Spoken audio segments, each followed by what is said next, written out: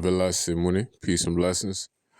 Uh, so yeah, I know I'm quite late into starting this video and whatnot. I'm supposed to be doing the ascendants, the transit of the sun through the zodiac sign of Aquarius for the ascendants, right? Got Aries out the way, got the other 11 to get out the way, but I'm just going to be doing these things sporadically. Hoping to get them all finished, aiming to get them all finished for tomorrow, right? So yeah, getting to it. Sun, well shit, it's on Scorpio right now, right? So fuck it. Start with Scorpio. Sun transit in Aquarius for Scorpio ascendant. So Scorpio ascendant, eighth lord is exalted. 27 degrees right now. Deeply exalted. Eighth lord will be switching into the fourth house sometime within the duration of Sun's transit. You know what I'm saying? Matter of fact, I can guesstimate. I think it's like around the 27th or whatnot, right? Yeah. Should be should actually be accurate. If it's at 27 degrees now. Exactly. So yeah, Mars would be at 3 degrees. Ascended Lord to be at 3 degrees Aquarius on the 27th of February, right? And Sun will be at 14 degrees on that same day or whatnot, right? So yeah, the Ascended Lord is moving from the third house to the fourth house in the duration of this month. The Ascended Lord will be present with Sun, which is the 10th Lord for Scorpio Ascended. It's going to be present with Shukra, which is the 12th and the 7th Lord. It's going to be present with Mercury, which is the 8th and the 11th Lord, right? And Rahu as well.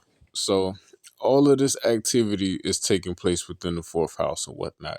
So for the majority of this analysis, I'm really just look at this fourth house configuration, right? Now, fourth house, it represents the inner stirrings of the heart, the place that you're able to find peace within the seclusion, the place that you're able to really like gain a sense of meditation, inner equanimity, the home, heart, mother, you feel me, the childhood upbringing, the in a way, the fourth house is like the way that you're nurtured, the nurturing of the mind, the nurturing of the heart that leads to the structuring of the adult human being that goes out into the world to find success, right? Like you gotta understand, like you know what I'm saying. A person can be talented, a person can be intelligent, they can be extremely gifted, but oftentimes if a person doesn't have that proper emotional nourishment within their childhood, right, the backing by the mother or the acceptance by the parents or anything like that, or that type of connectivity and whatnot, it can often be hard for them to really succeed or to thrive. And even if they do succeed and thrive, it can still feel like some degrees of failings within the internal world, right? That's why a lot of these actors can, or rappers or artists of different sorts can have all this money and all this success and, these different things and whatnot, but still feel like, they have voids within themselves, still battle with addiction, still struggle with, maybe suicidal thoughts or things like that. You feel me? Bottom line, the fourth house, the fourth lord or whatnot, it really is responsible for giving you a strong sense of foundation within yourself, strong sense of comfortability within yourself, within your mind. You know what I'm saying? Emotional resolve and whatnot, peace, like water within yourself, right? So this is the fourth house. So we have Sun here. It's positive with Sun is the 10th lord.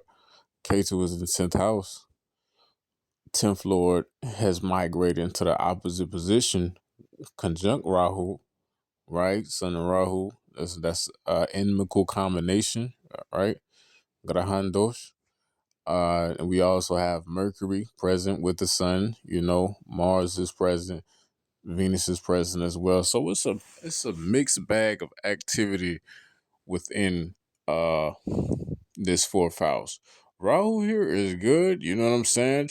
Like Rahu in the fourth house, uh, or Rahu in a Cancer zodiac sign is not able to perform as malefically as it naturally would, because Rahu is actually going for matters of the heart and whatnot, and it can actually amplify or actually, you know what I'm saying, intensify the matters of trying to find some type of peace, some type of familial longing, or equanimity within the self and whatnot, right?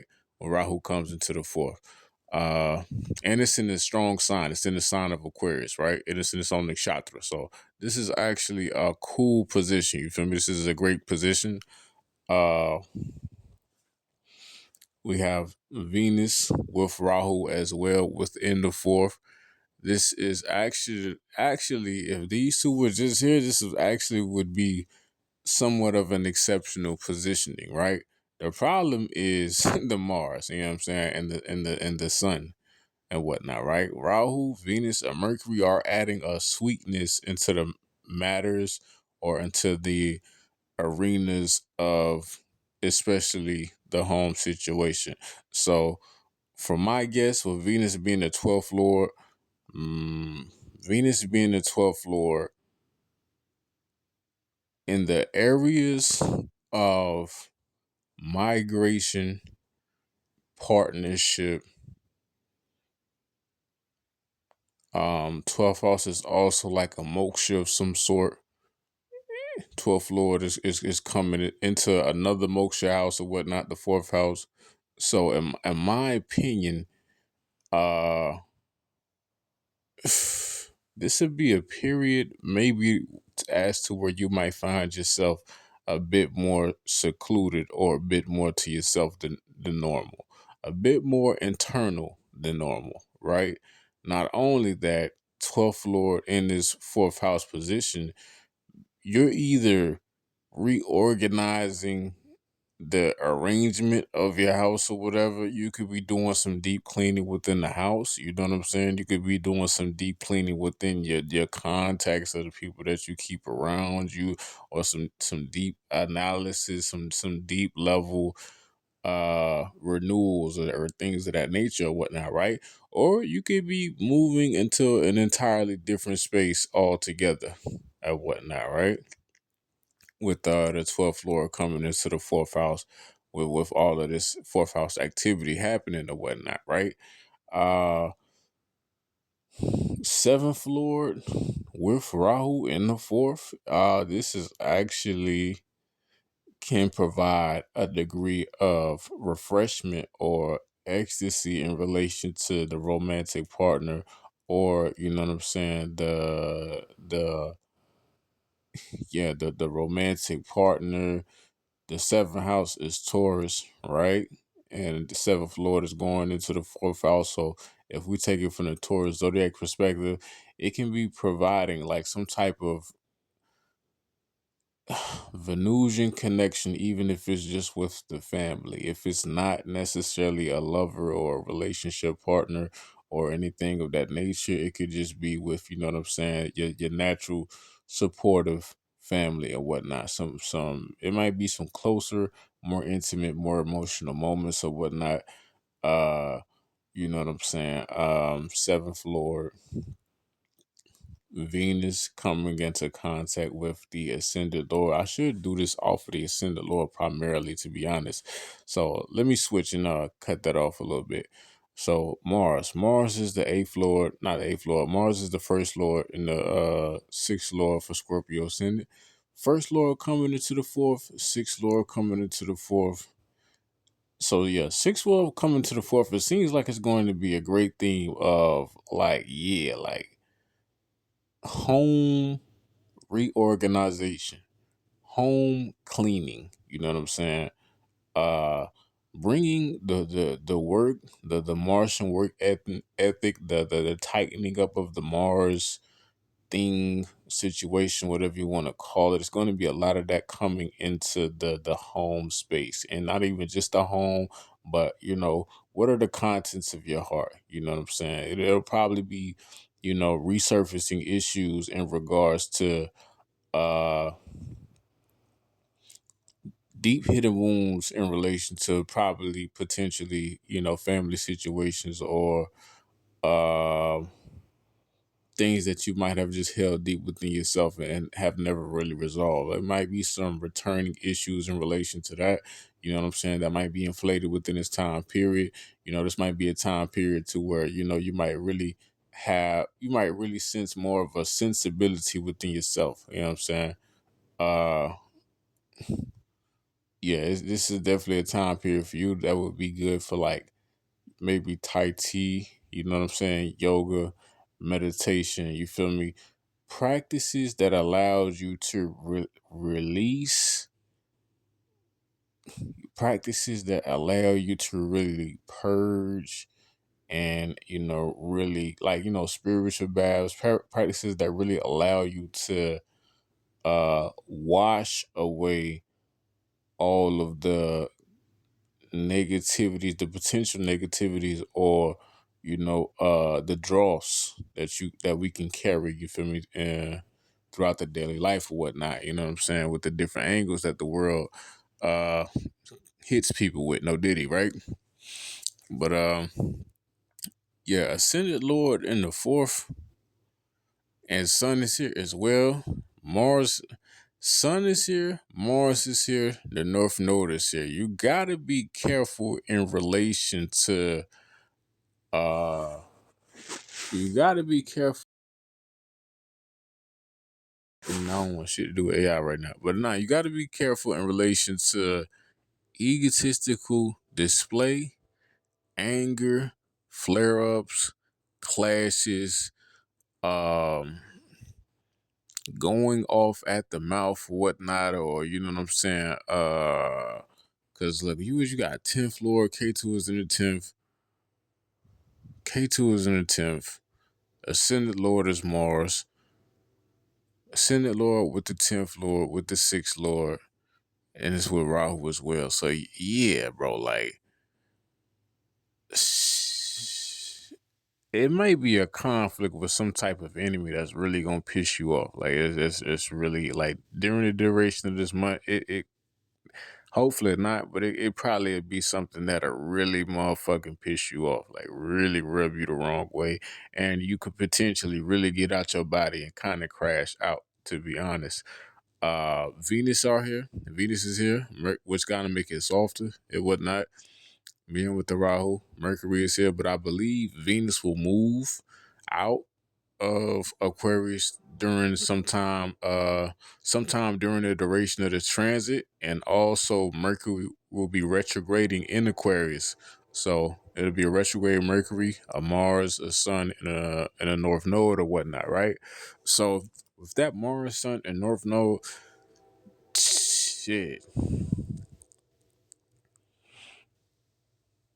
definitely a situation to where anger or tears will be triggered at a more intense rate. You there, and because it's Mars and because it's going through the fourth house, Mars is not necessarily in the best position when it's placed within the fourth house. That's one of the MKS houses of Mars, right? Exactly. So and when Mars comes in the fourth, it's a thing of feeling triggered. It's a thing of feeling disrespected. It's a thing of feeling vulnerable. It's a thing of feeling a weakness of some sort that you just don't want to feel at all, that you just don't want anything to do with at all or whatnot. And Mars in the fourth can really lead to like some volatile expressions if the person is not careful. Rahu was in the mix, so it can stem from some sort of betrayal of some sort. It can stem from some sort of being cheated. I don't know. I don't want to speak this on this, Scorpio ascendants like that, you feel me? And just relate this to be some super malefic combination. But on the good side, it is in the zodiac sign of Aquarius. Rahu is in Aquarius, Sun Mars is in Aquarius or whatnot. So this regardless of what is to play out, what is to spill, this will lead to progression. This will lead to evolution. This will lead to, uh, you know what I'm saying, corrections and evolving and all of those Aquarian types of things and natures or whatnot, right? Uh, yeah. And, well, matter of fact, I forget.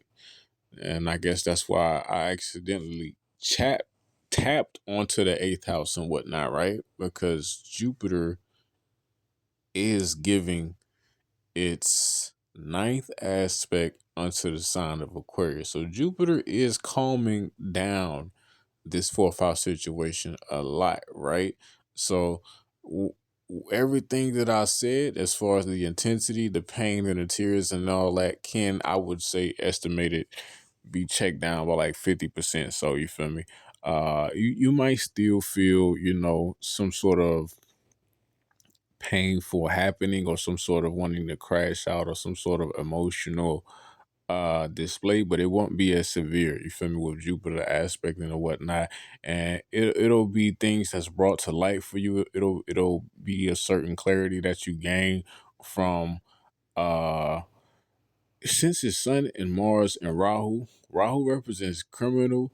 Sun represents, like, authority figure, a parent, father, you know what I'm saying? Somebody that, a manager, supervisor, something dealing with the law, you know what I'm saying? President, whatever you want to call it.